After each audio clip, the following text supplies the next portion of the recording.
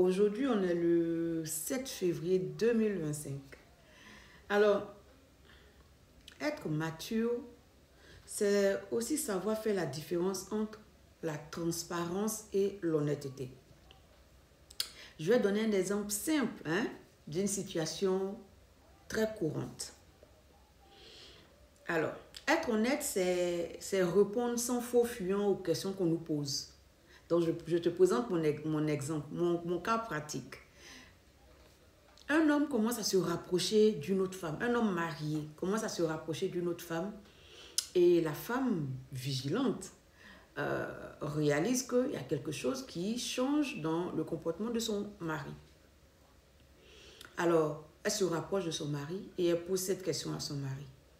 Chérie, est-ce que tu m'as trompé avec cette fille? Est-ce que tu as couché avec cette fille? C'est la question qu'elle pose à son mari. Et son mari, honnêtement, lui dit, non, bébé, je n'ai pas couché avec elle.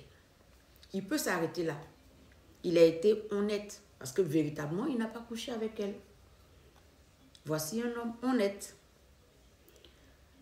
Et l'honnêteté va basculer dans la transparence lorsque ce monsieur va dire à sa femme, c'est vrai chérie, je n'ai pas couché avec elle, mais j'ai eu envie.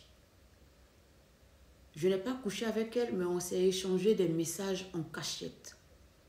Que voilà les messages qu'on s'était échangés. Je n'ai pas couché avec elle, mais on se regardait, on a flirté. Voilà. Là, maintenant, ce monsieur, il tombe dans la transparence.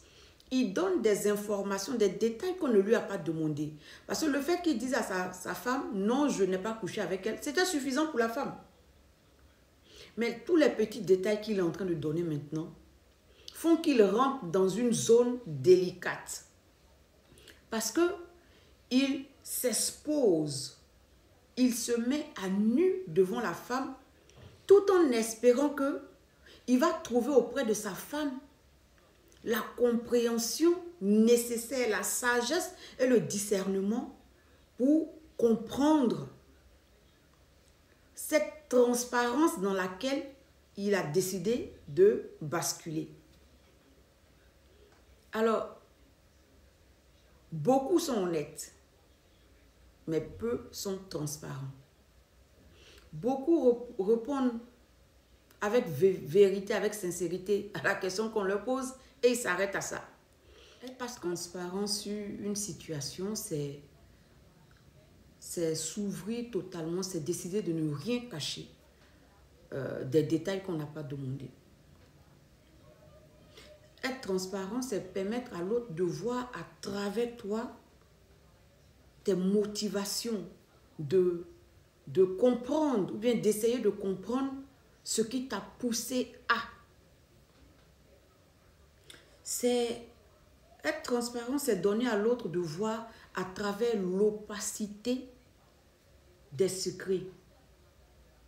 Parce que, en fait, tu décides de ne plus entretenir cette opacité, cette ténèbre autour de la vérité que tu as donnée. Comme je le disais, transparence, c'est une zone délicate. On n'est pas transparent avec n'importe qui.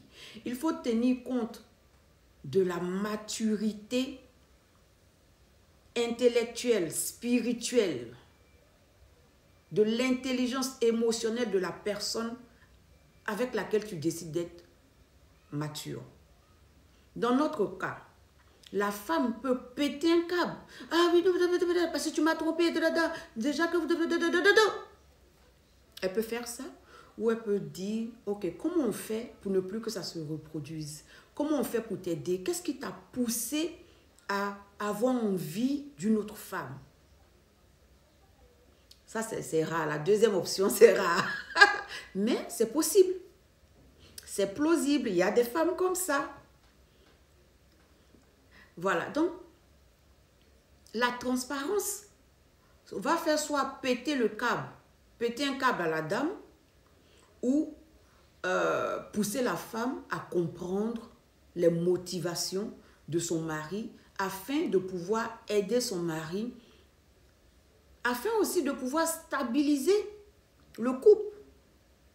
Mais comme je le dis, on n'est pas transparent avec n'importe qui.